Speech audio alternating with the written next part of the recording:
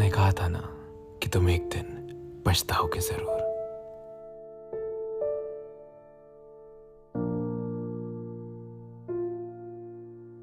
कर्मा के बारे में सुना बहुत था, पर होते हुए कभी देखा नहीं था, इसलिए विश्वास भी नहीं करता था कि जो जैसा करता है वो वैसा एक ना एक दिन बढ़ता जरूर है। जो जितनी तकलीफें देता है खुदा उसकी जिंदगी में उससे ज्यादा तकलीफें लिख देता है। रोजमर्रा की जिंदगी जी रहा था, दोस्तों के साथ मौज मस्ती करना, करियर की टेंशन लेना, मीम्स इधर उधर फॉरवर्ड करना और सारा दिन बस फीड से स्क्रॉल करते रहना। एक दिन एक लड़की से मिला। मेरी जिंदगी में पहले भी कई लड़कियां रही हैं, कुछ दोस्त बनकर तो कुछ दोस्त से ज्यादा, लेकिन वो कुछ अलग थी।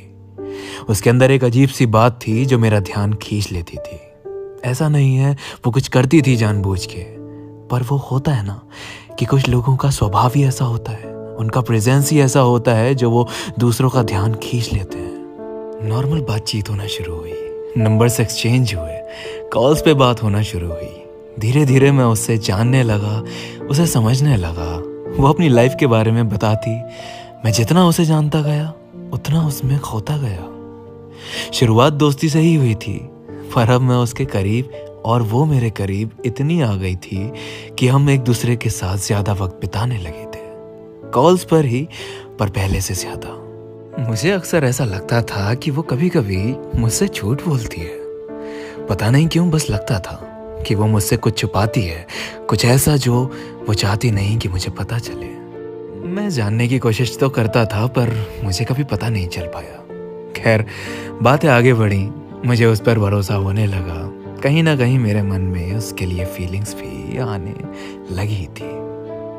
वही बात है ना, हम दोस्त तब तक रहते हैं जब तक दूर दूर से और कम कम बातें होती हो, लेकिन जब कोई इंसान करीब आने लगे, ज्यादा वक्त बिताने लगे, हमें आदत लग जाती है उस शख्स की, उसके साथ रहने की, उसके करीब आने की। और कोई सिर्फ जिस्म के करीब नहीं आता, हमारे मन के करीब भी आता है साथ ही साथ। हमने अब तक कन्फेस नहीं किया था, लेकिन मैं उसके लिए पोसेसिव होने लगा था। थोड़ी इनसिक्योरिटी होती थी जब उसे किसी और के साथ ज़्यादा बात करते देखता था, और ये इनसिक्योरिटी मेरे मन में उसको खोने का डर बढ़ाती थी।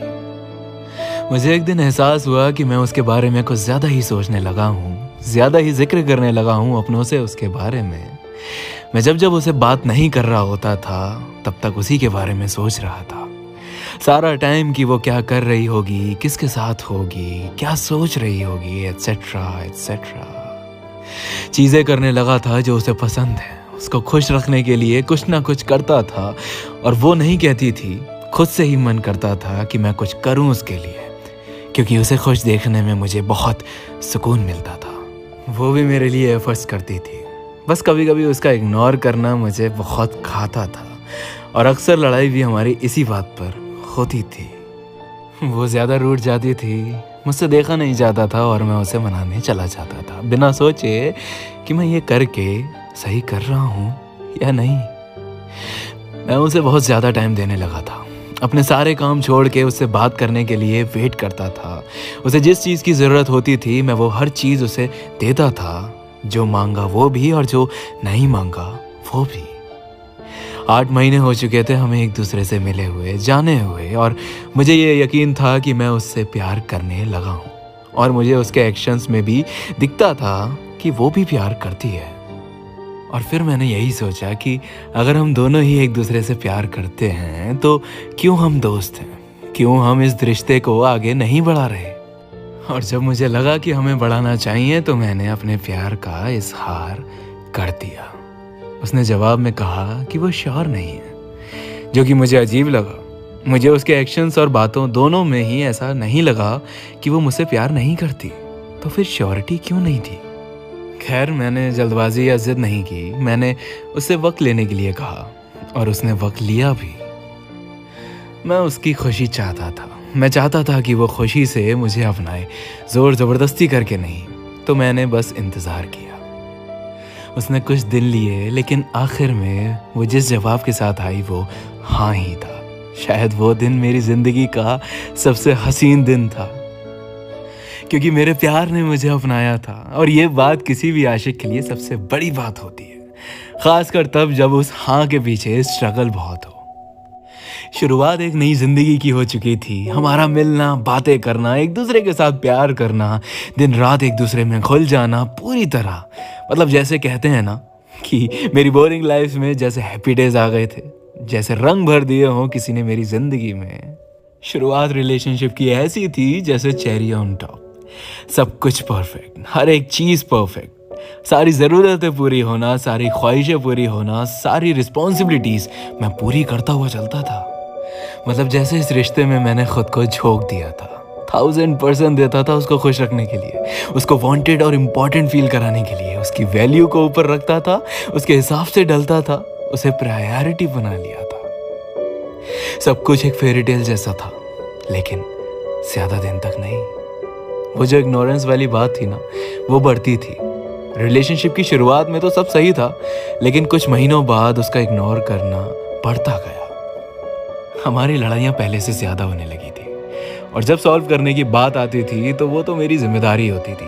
उसके आगे झुकूं, माफ़ी मांगूं और उसे मनाऊं, और उसे इस चीज़ की आदत लग चुकी थी, और डाली भी मैंने ही थी। मेरे लिए ज़रूरी सिर्फ वो थी, और हर बार यही सोचकर झुक जाया करता था कि मेरे लिए इस रिश्ते को बचाना हर हाल में ज़रूरी है। सालों तक मैं उसके इस बिहेवियर के आगे कमज़ोर पड़ता जा रहा था, और ये सब मुझे बर्दाश्त नहीं हो रहा था। मैंने उसे इतना प्यार दिया, इतना प्यार दिया, इतना ज़्यादा प्यार दिया कि वो प्यार अब उसके सर पर चढ़ गया था, और उसे ऐसा लगने लगा था कि प्यार क्या है, ये तो हर किसी को मिल जाता है, एफर्ट्स तो हर कोई कर सकता है, इसमें कौन सी बड़ी बात हो गई। वो मुझे इतना ग्रांटेड लेने लगी थी कि ना मेरी डांट का उस पर असर होता था, ना मेरे आंसुओं का, मेरे रोने का, और ना ही मेरे चिल्लाने का। इनफैक्ट अगर हमारी किसी बात पर लड़ाई हो जाए और मैं उसे मैसेज ना करूं, कॉल ना करूं, तो मजाल है जो वो अपनी तरफ से एक मैसेज भर का भी एफर्ट कर ले। उसे एहसास नहीं था कि वो जिस डायरेक्शन में जा रही है, वो डायरेक्शन हम दोनों को हमेशा के लिए अलग कर देगा। पर कमाल की बात तो ये थी कि उसे कोई फर्क भी नहीं पड़ता था इस बात से। मैं कई बार उसके आगे रोता, गिड़गिड़ाता, बार बार पूछता कि वो क्यों बदल गई, पर अफसोस मुझे कभी कोई जवाब नहीं मिलता।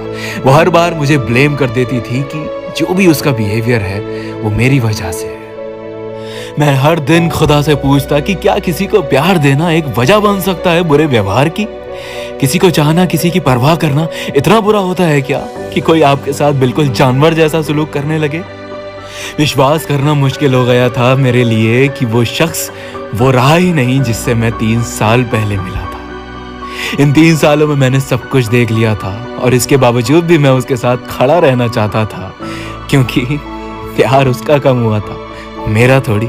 मेरे अंदर तो जिंदगी भर की मोहब्बत बाकी थी। बात बिगड़ते बिगड़ते इतनी बिगड़ गई कि नौबत ये आ गई कि अब उसका वक्त भी मिलना मुश्किल हो गया था। मेरी वैल्यू गिरते गिरते इतनी गिर गई कि उसने एक दिन मुझे अपनी जिंदगी से निकाल फेंका।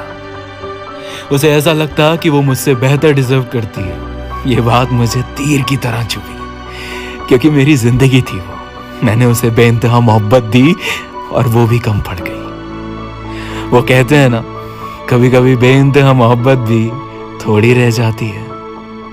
मेरी मोहब्बत भी थोड़ी रह गई, और मेरे लाख रोकने पर भी वो ना रुकी, ना थमी, बस चलती चली गई। कभी कभी तुम कितना ही प्यार कर लो किसी को, तुम भले ही कितने ही सही हो, जाने वाले लोग बहाने से चले जाते हैं तुम्हें तुम्हारी कमियां गिनाकर। वो भी चली गई। जाते जाते बस मैंने उससे एक ही बात कही, एक दिन पछताओगे जरूर तुम।